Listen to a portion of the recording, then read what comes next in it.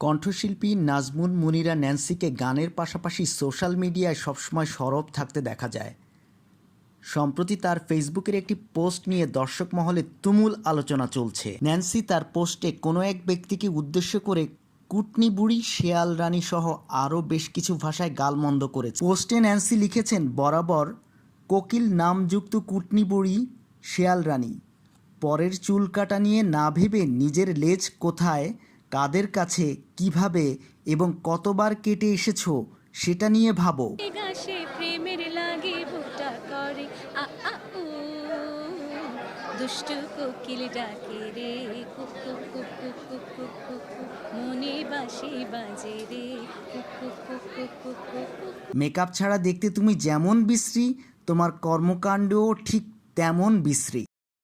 Nancy আরও লিখেছেন, মানের ভয় তোমার নেই জানি, কিন্তু প্রাণের ভয় তো আছে। তাই যত দ্রুত পারো জঙ্গলে চলে যাও, নইলে যে কোনো সময় রাম প্যাদানি খাবে।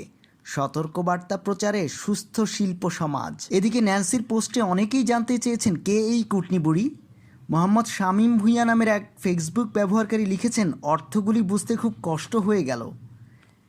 সেই মন্তব্যের জবাবে ন্যান্সি লিখেছেন, আমাদের গানের জগতে বিগত কয়েক বছর ধরে একটাই আবর্জনা। আপনি না বুঝলেও গসিপ মাতা ঠিকই বুঝবে তা কি বলতে চেয়েছি। তানভীর মাহমুদ ন্যান্সিকে প্রশ্ন করেছেন, কাকে বললে প্রিয় নায়িকা। এই প্রশ্নে ন্যান্সি উত্তর দিয়েছেন, লেজ কাটা বুড়ি শেয়াল রানীকে বলেছি। এদিকে পোস্টে ন্যান্সি যাকে ইঙ্গিত করেছেন তাকে হয়তো চিনেছেন সঙ্গীতশিল্পী কোনাল। পোস্টটি নিজের ফেসবুকে শেয়ার করে কোনাল লিখেছেন, ন্যান্সি আপু ফিরে এসেছে। বহুরূপী মিথ্যুক হিপোক্রেটরা আসলে বোঝে না অসভ্য আচরণ, বর্বরতা, মিথ্যা প্রপাগান্ডা ছড়াতে ছড়াতে মানুষ টায়ার্ড হয়ে গেলেও আল্লাহ টায়ার্ড হন না। রাম প্যাদানির সময় আসার আগে তার নিজের বেঁচে থাকা সম্মানটুকু নিয়ে সতর্ক হয়ে যাওয়া উচিত।